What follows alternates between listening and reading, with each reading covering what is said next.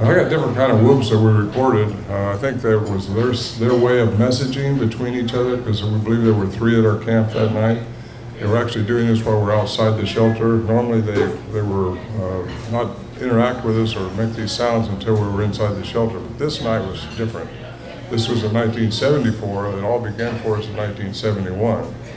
You want to wonder why I don't have a picture of one, because we underestimated what they were then.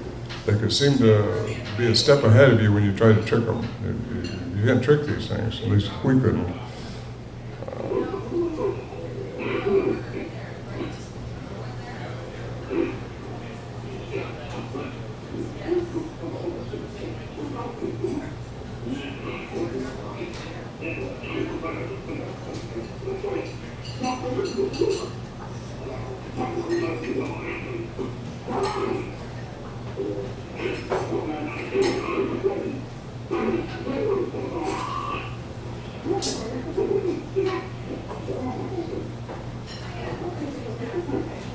Two of them have a conversation, I guess.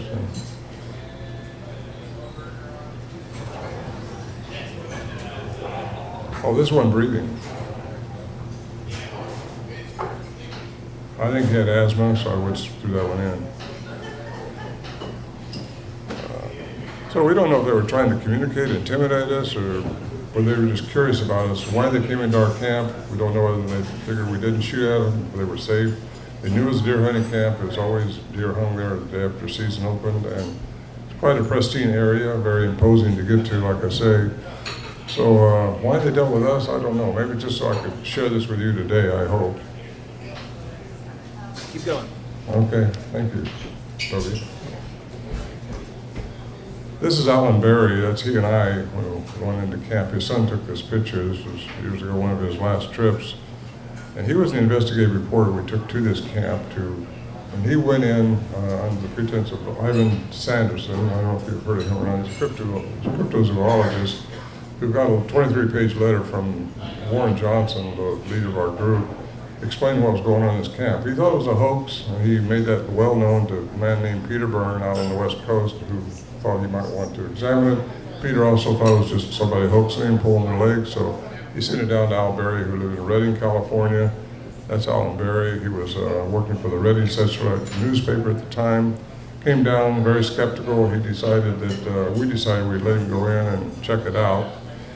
And he was looking for a hoax all the time. He never told us that. I found out he was looking through our packs. He was actually looking through our packs while we were out, looking for somebody who could have been fooling him, how this was going on. But he a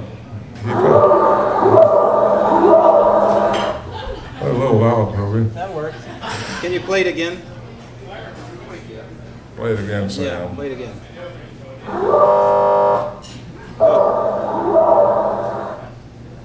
Go ahead. Go ahead and play it again, Yeah, or go ahead? play it again. How's that? Good. Huh? Okay. Anyway, did you read that statement there? Credible evidence is often ignored if it doesn't fit in a certain person's paradigm. That's so true. And it's very true with the scientific community, it seems like. They seem to think if it's out there, it has to be some kind of a lost ape of some type, maybe the missing link, something like that. And that's what they look for, something that'll fit in their box. I got news for them, though, and I've been telling them for years, it's a little different than that. Until they've had a personal experience themselves, they're probably never gonna believe what these things could represent. Alan Berry looked all over trying to find someone that would study these sounds and take them seriously. He was made the butt of jokes from quite a few professors who he was going to. He had a master's degree in science. He wasn't no dummy. Big man, 6'4". He was an officer in Vietnam, and he was just really trying desperately to get somebody to take these on. And it wasn't until he got Dr. Curlin at the University.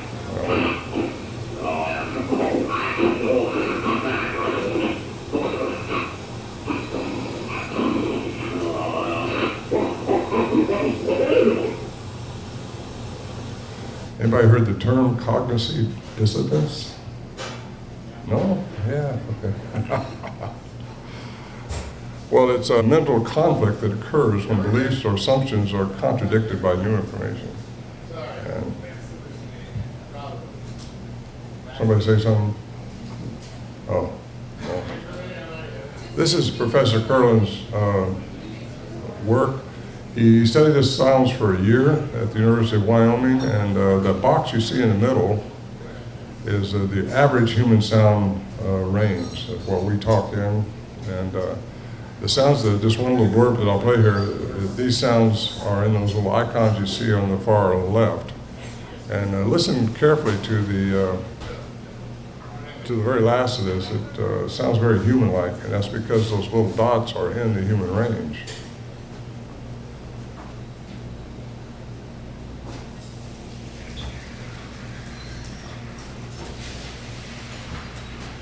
You hear that?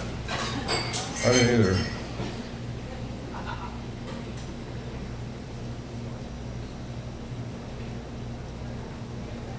Well, let's see.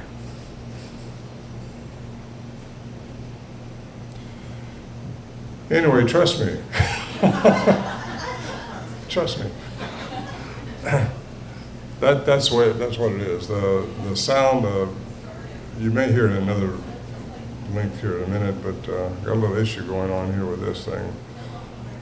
Unknowingly, professor and the AT&T corroborated Dr. Curlin's report by saying the sounds represented an animal that was about 8'4" or 8'5" tall.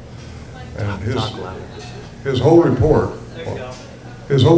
came out in this book, Man Like Monsters on Trial, which his paper was presented at the UBC Press, or UBC in British Columbia, in 1978 actually. And anyway, the whole report can be read in that book if you have access to it or can get it. It went into print in 1980, and it's been part of the record for all these years. But yet, people still can't get their head around these things, maybe have a language or can make these sounds. And these sounds represent something that can go above, in between, and below our range. And there's quite some interesting things. This is a cryptolinguist who will be on Skype later talking to us, how he transcribed a language out of these sounds. And when I say language, I mean language by the human definition language. That means whatever these things are, they have to have the same vocal mechanism we have, and or at least that or more. And they talk in streams of words, or what they call morpheme streams. And those streams of words make a sapient sentence. And other animals don't do that. They'll make a sound, or they'll do something to attract the opposite, but they don't have sapient language like humans. That's why we're called Homo sapiens. We're sapiens.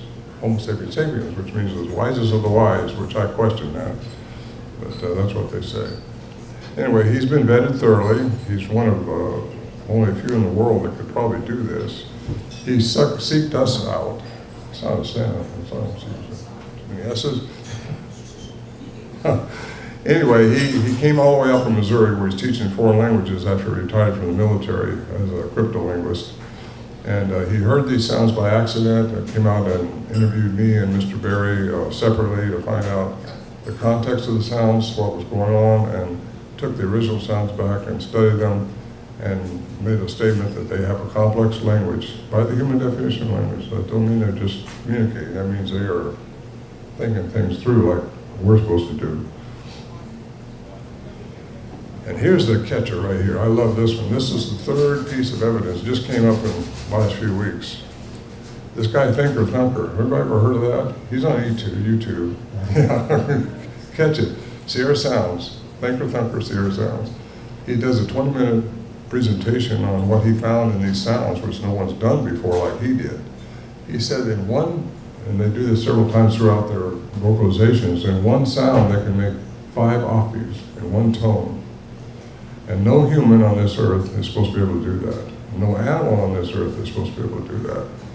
So that makes these even more unique, how that happens. I am right now, as we speak, I got word out trying to find some more professional collaboration for that, because I contacted Dr. Curlin, who I haven't been with, he doesn't do anything for us. He's retired in 2002, but so he won't get into this, and he shouldn't. but he's going to try to dig me up somebody that will do the corroboration for us. If it could be corroborated, if these things really make 5 octaves in one note, my gosh, that should be the smoking gun.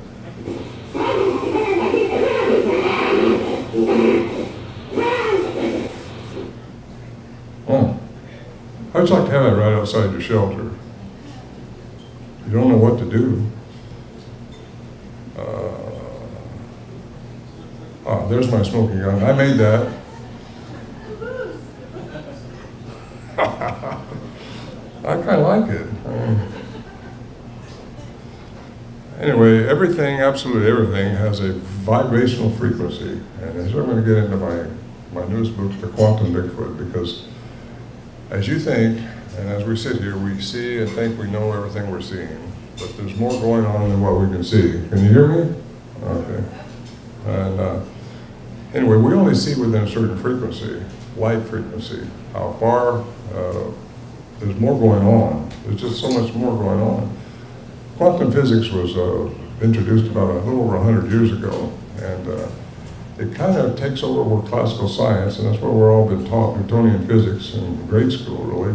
How everything's measurable, everything is figured out, everything can be figured out. Well, you can't figure out everything. They did that because they couldn't figure out how space was, how the universe worked. Well, that's where Einstein came in, Tesla, Bohr. These people started working on quantum physics, and it's established mathematically, scientifically, that there are other dimensions that exist. Religions might call that heaven. Quantum physics calls it dimensions.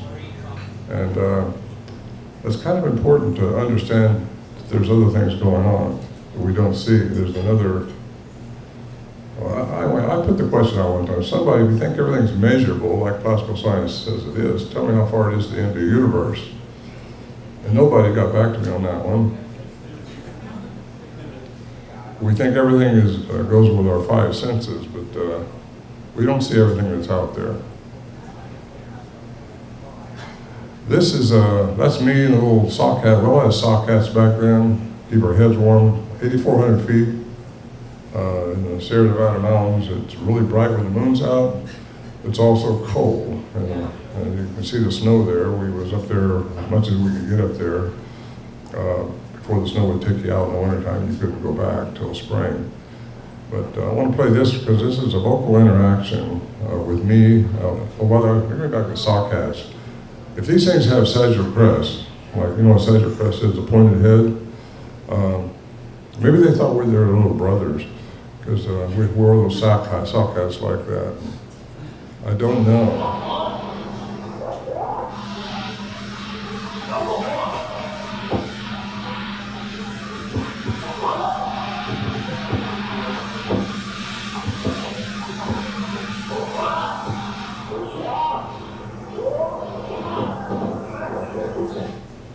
Well, that was me yelling back and forth at one of them that night. This went on for over an hour, and it was quite an interesting night. Again, that's when they first started interacting with us while we were outside the shelter. That's the very night I got to see one, and that's kind of cemented everything for me. Even though we knew we were dealing with something up there, we didn't know what.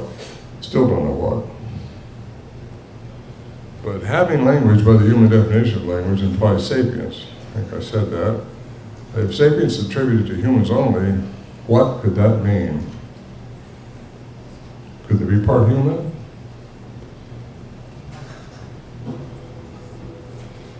So we're trying to understand what we're dealing with there. Those folks out here who have seen these things and have understood that they probably are out there because maybe your cousin or your relative or someone saw one run in front of their car or something like that, or you're out hunting, you saw something that was walking upright, you just can't believe it was a bear, so and some of these are misidentified, but a lot of them are not.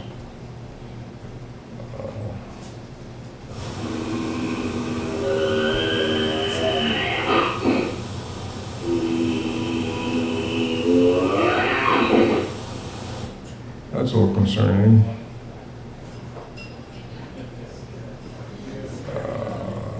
How does something so big stay so concealed? Everybody said, well, hey, if they're out there, we'd have found one by now. Or science says, where's the bones? Or people say that. Most people who've been out in the woods know you just don't find bones laying around everywhere. If the native lore is correct, they take care of their own. If nature's correct, they clean up after themselves. So you will never see one like that. They did find remnants of Gigantopithecus in Asia, which was a 10 to 12 foot tall. They think if it stood upright, a gorilla-type being. That was a long time ago. They figured it went extinct, but now the scientists that I work with believes that they may have crossed over the land bridge and come down and start maybe crossbreeding with the natives or something like that. But that means something else special. If they're able to crossbreed, which I believe they are, because when they do find the DNA of what they believe was a Bigfoot, it comes out that the mitochondrial, which is the female side, is human. Yet sometimes they can't determine what the nuclear DNA, which is the male counterpart, is. And that's out of 224 billion in the gene bank. There's no match. And that's what throws the geneticists off, because well, it must have been contaminated. If that's the truth, then it must be contaminated if it's got human DNA in it. Well, no, they are part human in my opinion. And that's what gives them their sapiens too. But where'd they come from? What are they doing here? That's something else I'd like to get into. What gives them their unusual attributes? Can science give us the answer? Are they flesh and blood? Yes, something made these sounds that was flesh and blood. Something made the prints up there at our camp that was flesh and blood. So they procreate, they poop, but could there be more that we need to understand? I absolutely think so. So how do we understand them? There's some enigmas associated with these things that we run across up there, and there's no explanation for it in the classical science playbook, which means you can see everything that is. Just no explanation. The lights, the sounds, and I don't mean just the vocalizations, I mean sounds like a big tuning fork above your head, or sounds like the camp is being torn apart out there, and you look out there and nothing's changed. They either get into your head and hypnotize all of us thinking we're thinking that or hearing that, or they're able to create those sounds with their very complex vocal mechanism.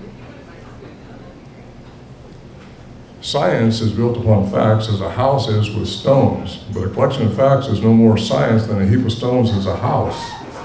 I kind of like that, so I'll put it on there. You guys know who this guy is probably, don't you?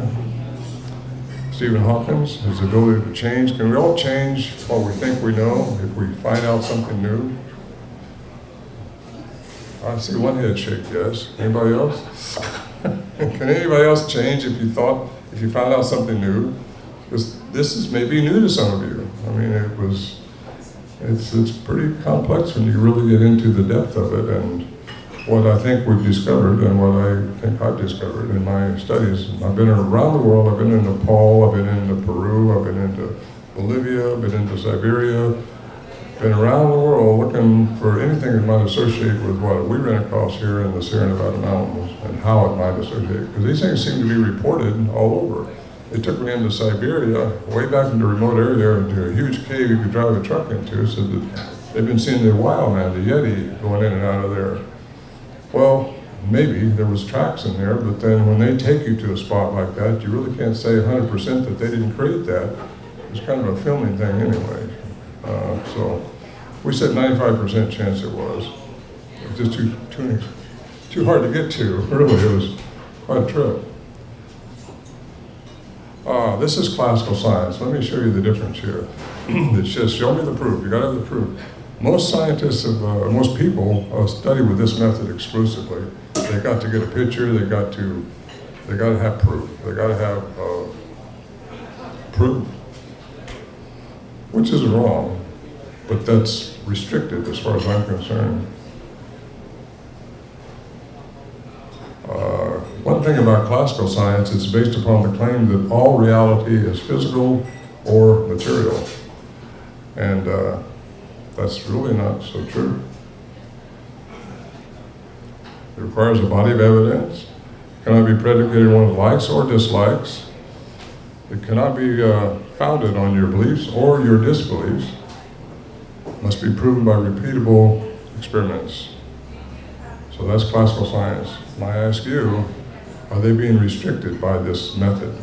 And I tell them straight up, the professors I talk with, you're not going far enough.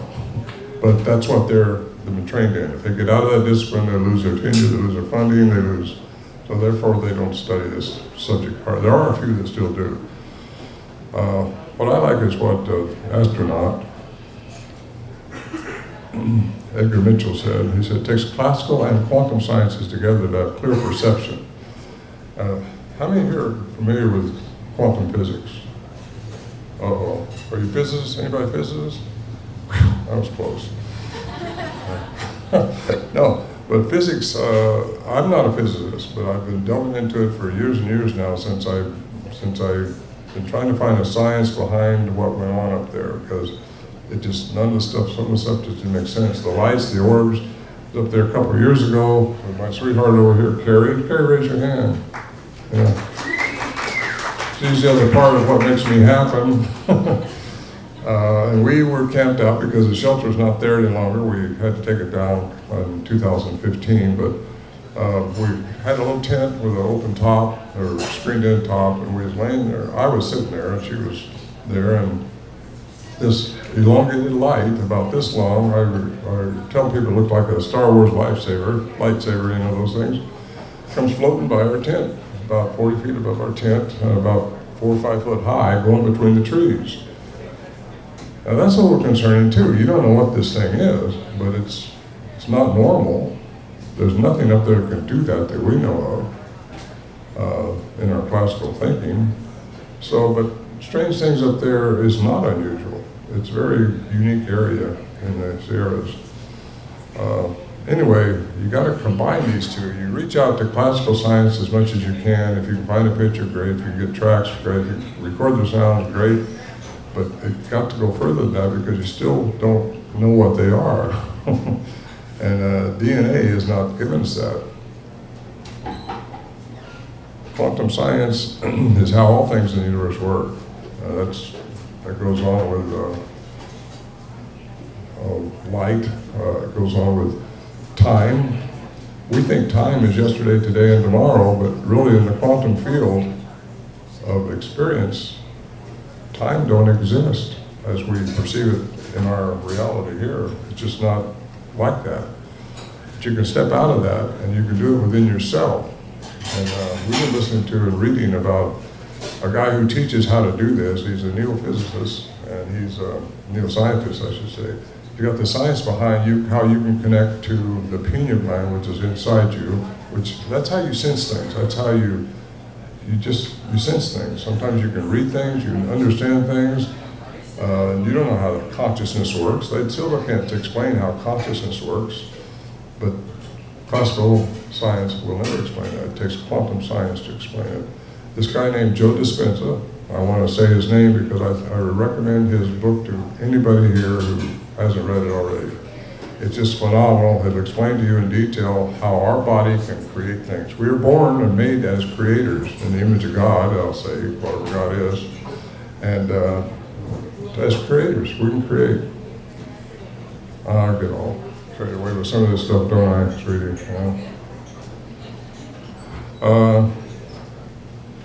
Physics, yeah. Okay, here's what Einstein said. He said, science without religion is lame, religion without science is blind.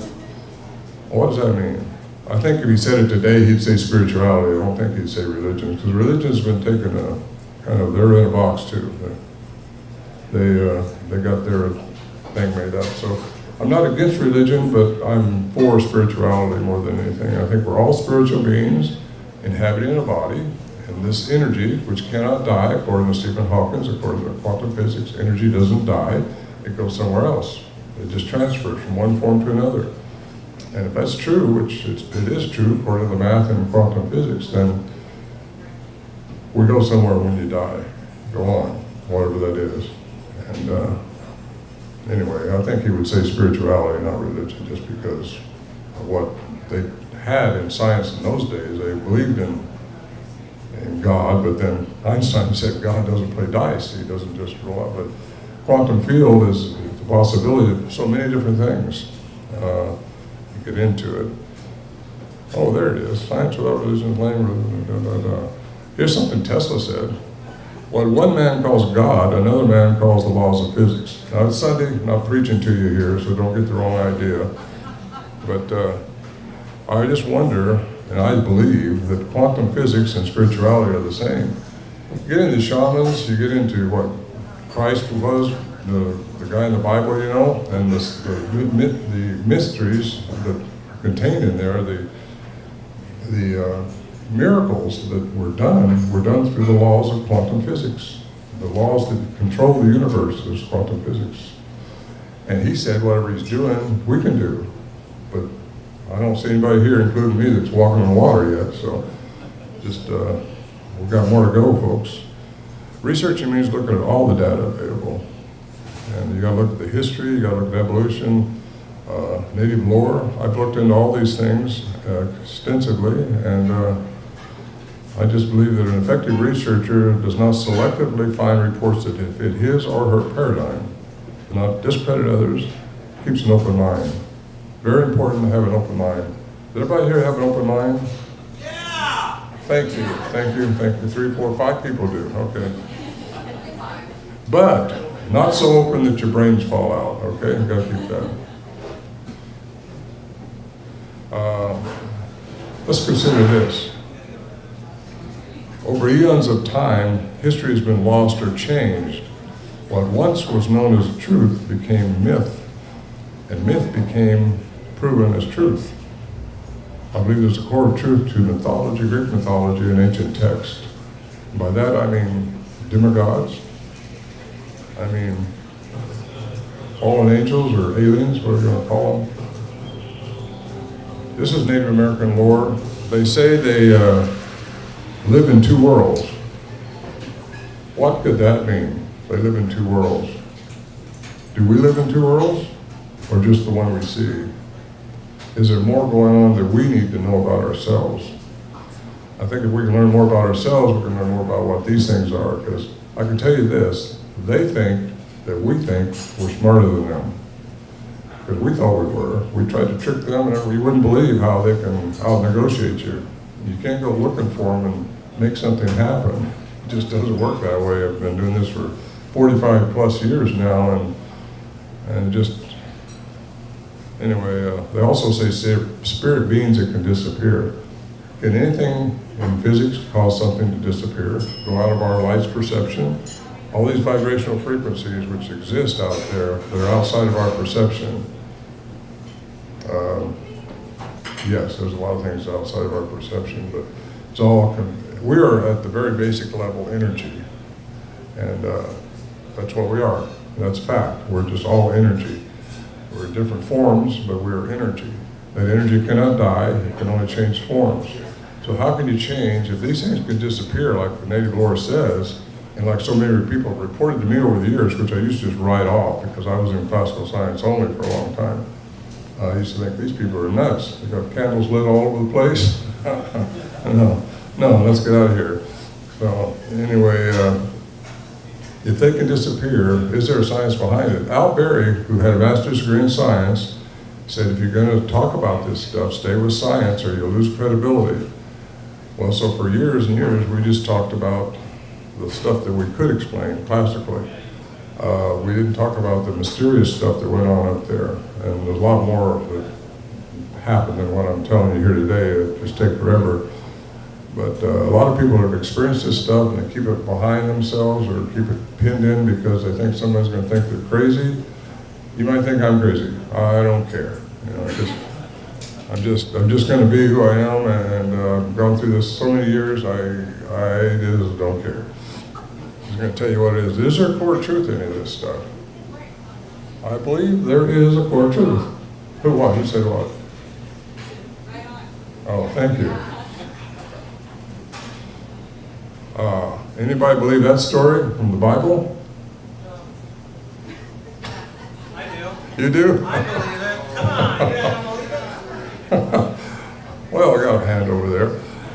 Well, giants have existed on this earth. It's in all records all over the earth. And we got bones, we got all kinds of evidence showing giants have been here. You got the Paiutes in Nevada that warred against these hairy giants in the Lovelock area. I've been there 4 times studying that stuff. However, the remnants of all these bones and everything have been taken away. They won't let you look at them anymore, of any bones. I mean, they found the Martindale mummies in Yosemite. They found those in 1898. Can't find those anymore. You got the minaret skull, which was found up the Sierra Nevada mountains. There's a huge human-like skull. Dr. Denton sent it into UCLA. UCLA, it's gone. Can't find it. Something captures all this stuff because they don't want to destroy all the stuff they've been shoving down our throat for years and years and years, which is, this is the way it happened. Darwinism, that's the way it is. Religious people over here, that's the way it is, just go with that. But there's something in between that I think we need to get a hold of.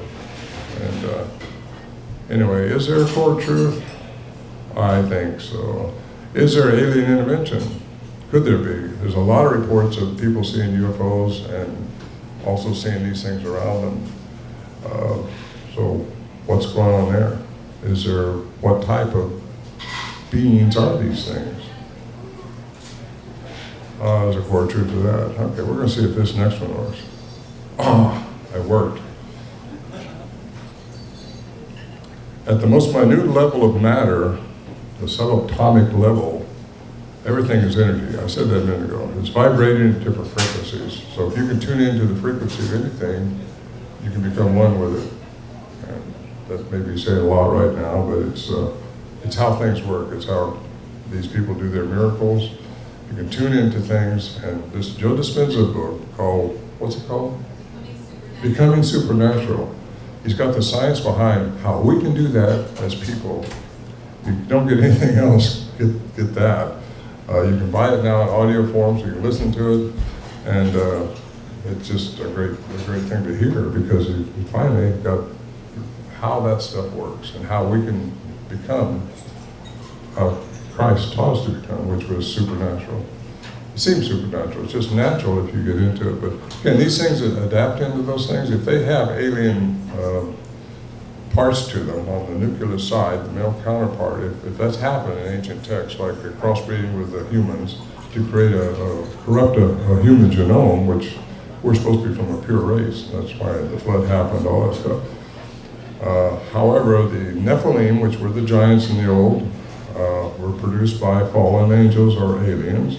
You find that all kinds of stuff. It's all in my book over there, which let me give you a special deal with it if you want one.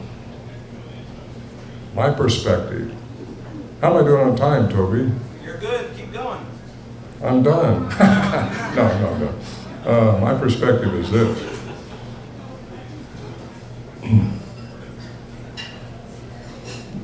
Beings from the cosmos, let's see. Beings from the cosmos have been here on this planet and could be here now. How many here believe that aliens have been on this earth? Trust me, I've seen remnants of them in South America when I've been down on 2 different expeditions with 2 different scientists on 2 different years, and they have been here. I've found the elongated skulls. We've run into tombs. They're here. They've been here. We've examined the skulls of some of these things, which have a single parietal bone. They don't have a split like we do with 2 parietals like we have on top of our head. These things are wrong. They're just not totally human. And anyway, you fly over the Nazca lines and see all the stuff down there. It opens your eyes to realizing there's stuff going on and has gone on in our past that we need to catch up with and understand that it really has happened. It's not just a story somewhere. And the facts are down there that can prove that to you. Anybody in there? Who's been down to South America, Peru, Chichen, and all those places? No? Okay.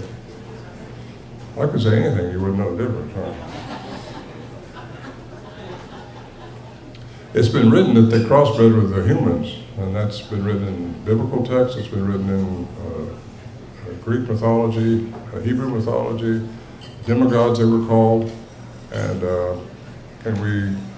is that all just myth, or is there the truth to any of it? Well, as far as I'm concerned, there's truth to some of it, because that's what these things could be a remnant of. Some of them crossbred into native cultures, and indigenous people and have become more diluted than some, so some are more human-like than others. It just, could there be a product of that breeding? Yeah. Alien manipulation of the DNA. Now they are advanced beings, whatever they are. They got more going on than what we understand. They work, I believe, in the quantum field. That's how they travel, because once you go past the speed of light, you're into just energy only. And they must have a way of doing that.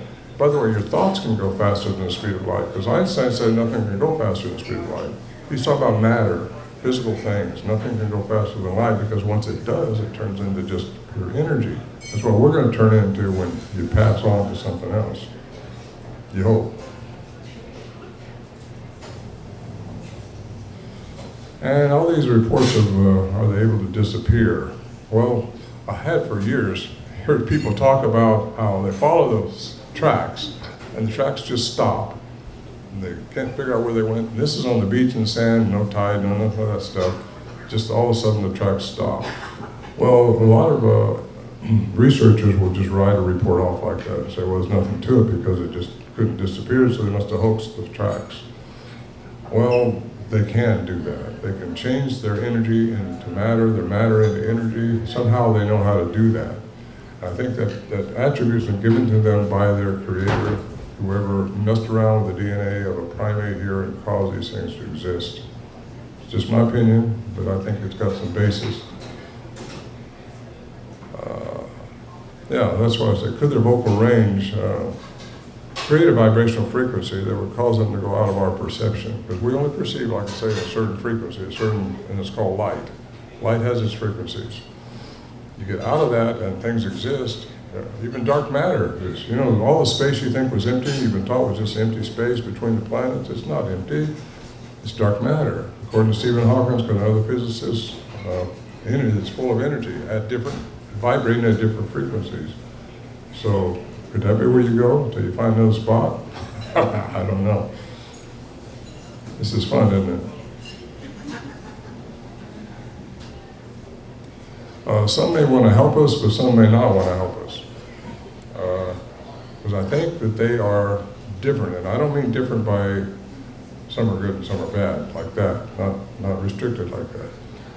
We are all humans, whether you go to Mexico, whether you go to China, whether you go to Africa, wherever you go, they're different people, and some of them are mean and some of them are good, but they're all still humans, as by the definition of human. All on this planet are humans. I don't think all these are necessarily the same species. They may carry the same mitochondrial DNA, the maternal side, because that's what the DNA is showing. But the nuclear DNA, the male counterpart, is unknown. And the geneticists that are saying it's unknown are being wiped off the board because, no, everything is known, right? That's the way science thinks, anyway, at least the classical way. Come in. Yeah. Anyway, this is my book, the newest book. I've got two books. This book is about the quantum field and how I think these things are hooking into it somehow, and how I think we can actually hook into it. And that's Joseph Dispenza that I was talking about. He will give you really good information on how to hook into it, how to become what we're supposed to be as humans, how these things may be already because they have advanced technology built into their DNA through their nuclear counterpart, whatever that is. Aliens, and different types of aliens have been here over the eons, and I don't want to get too spooky on you guys, but they're here now. And you see, they're reported all over, and finally the government's acknowledging them. Finally, even our president, bless his soul, is creating a space what is it? Space Force. Thank you. Space Force. Yeah. Now, in my book, I get into, I'm doing what Einstein did, and I don't mean to put myself on the same level as him, but spirituality and quantum physics are the same. If you get into biblical texts and some of that stuff, you'll see just how those things are and how it matches up with quantum physics. So, if you want to get into my book and read some of this stuff, it may be how Bigfoot is doing what they do. I get into some of the mystical stuff that went on with me and the other guys up there, and no one's pulling our leg. That's what Al Berry was up there for. He was trying to figure out who's doing this, because there wasn't leaving anything except their large voices that we could record and tracks. And you could not get a picture, much as we tried to rig up threads and everything else. These things like they were watching you. And I know they were watching us at times. There was a time when we sat at the stove eating and we'd hung our deer up behind the shelter. I don't hunt anymore, by the way. But at that time I was a hunter. And we went back to check out because they would usually come in and mess around with our deer. They wouldn't take it, but they would take food we'd leave on the stove or out for them. We went back there because we raked out an area underneath the deer. And while we were sitting there eating, one had walked up and looked over our shelter at us. We found 3 tracks right there under our deer. And that was pretty eye-opening, because then you realize they're looking at us maybe right now, you know. Anyway, spooky. This is my other book. It's called, the first book I put out in 2012. It's called Voices in the Wilderness. And it's my chronicle, 40 years doing this. At that time it was 40 years, it's 46 now, going on 47. Time flies when you're having fun. Anyway, I have sold under 1 million copies.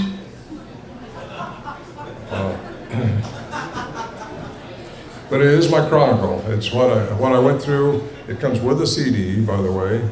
The CD, when you get to the context of the sounds that I'm talking about, as we're going through this, you'll hear the sound. And all you gotta do is play it. Working on an audio book now, which I hope to have out before the end of the year, of this one here.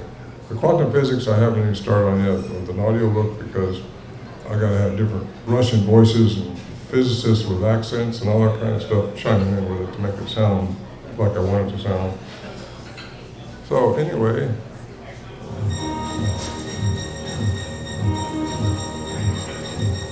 it's a term you should hear.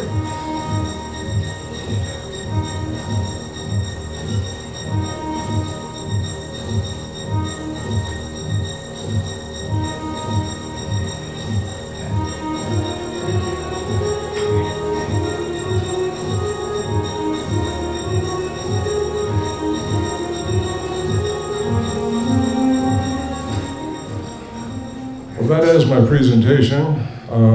My contact information is right here. Toby, am I too early? I talk fast, don't I? Well, we have a lot of time left if you want to do question and answer. Okay, I'll do that. Small group, I'll do that, yeah. In fact, anybody who wants to talk, I have a microphone here. Anybody have a question? I love questions. Anybody? Don't be afraid, don't be bashful. I'll raise the microphone here. Thanks, first of all. Thanks, everybody. Hey, thank you for coming, and thank Ron for showing up here. Thank you. What a turnout. Awesome. Thank you. Ron, you and I had the chance to head out in the woods yesterday with a few fine folk and take a picture of Biggie here. You know, one of the things I did classically is try to add kind of a Euro-Asian theme to him, but the samurai chatter, I know Matt Moneymaker of the BFRO maybe coined the term, but as far as like the Asian dialect there, was that something consistent you would hear? Is this kind of Asian dialect? It was in 74, Toby, but in the first part of 71, 72, no, it was very aggressive sounding, very rapid fire, very, very fast. And but by the time 74 came, the cryptolinguist says that they actually tried to slow their vocalizations down. And it's on my second CD, a lot of the interaction I was doing with them. It sounds very interesting how they replied back to me, or I was trying to mimic them. And the response I got was quite phenomenal. And that's the night I saw one. The Samurai Cry, I didn't play that, did I? No, play the samurai. You got it, I don't have it. We'll do an impression of it. Oh yeah, right. I can't do that. In fact, I even said on the CD, on the tape, when I was recording, I can't follow that act. But one was behind me, and we was actually pounding our toilet seat, which we'd taken up there. All this stuff was packed in with our mules, and reassembled and stuff like that. So we had really a cool camp set up there. And anyway, for years and years we enjoyed the pristine wilderness that was up there. The samurai cry came from up here. That's when he was interacting or yelling at, we think, an adolescent and a female down below, which were interacting. And he shot through the trees down that way. That's when I saw him. And he was just huge and very, very, very fast. I can't explain how fast they were, inhumanly fast. Anybody else have questions? Because I could go all day up here. Clarence? Yeah, Aaron. Yeah. What do you think the closest was you could hear these voices coming from? Like, what was the distance? The closest we heard them? Yeah. Probably within 10, 15 feet of our shelter. Oh my gosh. Was it ear splitting? Did it shake your chest cavity, or was it like that at all? It would, yeah, the amplitude, you can't describe the amplitude. It's so loud. These things are so big. And they're bigger than that, Toby. That's a junior. At least the big ones are. Yeah, I had a stereo headset. I had the best cassette player you could get in those days that had worked off batteries. And I had two excellent microphones, one on each side of the shelter like this. And I could lay there with my headset on and hear them walking between the sounds. And I lost all my tapes, which I lost them in a house fire a few years later. So, Al Berry, fortunately, I'd sent him one of these ones that I interacted, because that was one of my tapes. I sent it to him, and he had that when my house burned down, so he sent it back, and then encouraged me to make the second CD with those sounds on it. So that's what I've done. But yeah, they came with it. Al Berry, when he recorded some of those aggressive sounds you heard there on this, he had his mic remoted with a wire up, stuck to a little sibling pine tree up there about 40 feet behind the shelter. And we think one was behind one of those trees with this boulder outcropping, which is just beyond that little ways. And if Professor Melvin is correct, he says we have remnants of sacks under by our lungs here, like the gorillas do. And they can push them like that and get some really loud and throw their voice out a lot. So if that's what these things have, that could answer how these things, it sounded like they were standing right on top of this microphone when they made these sounds. But he had his head up there too, trying to see what was making the sound. Al Berry, he's 6'4", made a hole up in the top of the shelter and crawled up there and was looking back there towards the microphone. And he never did see anything. But the only thing we ever got were glimpses. My daughter got a good look at one, Rhonda. And she did one, and in fact she saw them 3 times up there. And, any other questions? Yeah, real quick, I want to ask, by show of hands, how many people here who haven't had an interaction, who would actually like to have an interaction with a Sasquatch? Raise your hand if you would like to. So you see 20 hands here, people that haven't had an interaction. What do you suggest to these fine folks? How should they go about doing that? Well, you get in the woods where probably they've been reported, which is around here, by the way. There's a lot of them reported around here. That's why I'm here. Well, they're seen quite regularly out in these wooded areas, but a lot of times you've got to recognize some of their telltale signs, which they'll try to toy with you. Like I say, they think we're smarter. They want to toy with humans. And I don't know why, but they do. And I think if you want to get close to them, you have to get into those spots. Get away from people, though. Get back where nobody is, where you know nobody is. Don't tell anybody where you're going, but don't go by yourself. Take somebody with you. Somebody needs to look over your shoulder. When you hear a sound that way, have somebody else looking behind you, because they're very tricky that way. Get there, clear your mind, get off your beta state of thinking, which is how we all are now, right now, thinking, analytical. Get into just as you get into alpha state of sleep, which is when you're really, you're not asleep, but you're not awake. You guys know what I'm talking about there. There's 5 stages of sleep, and you got to get right there where you're not trying to analyze things, you're just ready to be simple, and be simple. And if they want to interact with you, they will. You cannot make it happen. You can't blast these sounds and make it happen. Well, you might make something happen, but people that blasted these aren't really happy, because one time a guy said this thing came charging at him out of the woods. So you don't know what they're saying. We still don't know what, we had Scott Nelson transcribe a language, but he didn't translate a language. He doesn't know what they're saying, he just knows it is a language. And really until one comes out of the woods and points to a tree and goes ooga ooga, and says that's a tree, or ooga ooga means a tree, you don't know that ooga ooga means a tree. So we don't know what they're saying, but we know they're saying something. And that night when I interacted with them, they were asking me something. For years and years, I've hoped somebody would get a hold of these and be able to actually translate what they were saying. But you can't do that until you know what a word means in their language. And it's a complex language. It's not just a language. It's a very complex language, very rapid fire. Any questions here? And I do have a list of do's and don'ts, my suggestions for people. Let's go over those. Although I don't have it in front of me, but. Huh? You'll have to read his book. So the books are, the books are. No, I can tell you, I'll tell you anything you ask. I just don't know where to go with this. There's all kinds of things you can't. Ron, bringing a gun, bringing a sidearm. What do you say about people that feel like for safety's sake, they don't want to go out in the woods without a gun, but if they're going to have a Bigfoot encounter, how would that affect their approach? Well, the way it affected us was it didn't. We had guns all the time. I've never been up there without a firearm, a high-powered firearm. Well, a time or two I had little ones, but just for getting the bear away. A lot of bear where we go up there. There was. It's all burnt down now. These California fires took over the area, so we don't have that camp like it was. The area's still there, so I don't know what happened to these beans during that time. But they've been spotted all in that area. I just got a report from a guy a couple weeks ago who been hunting there for 15 years, and he saw one. So anyway, it's. We've got a question. Hey, I remember you.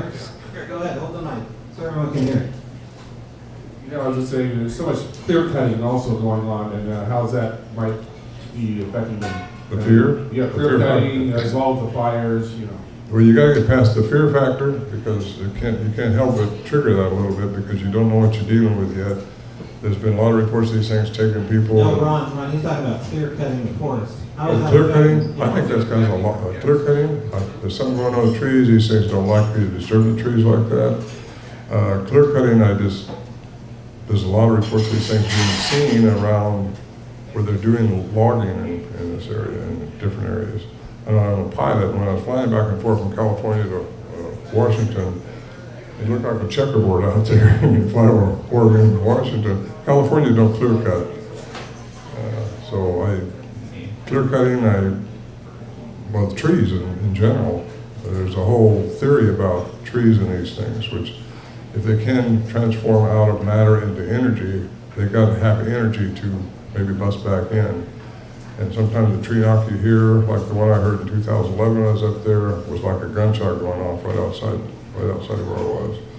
And I knew that's what they do. So I went outside, it was still daylight, started trying to talk to them, wanted them to come in, let me learn more about them. But sometimes I wonder if, and by the way, something else happened that night too, but very mysterious.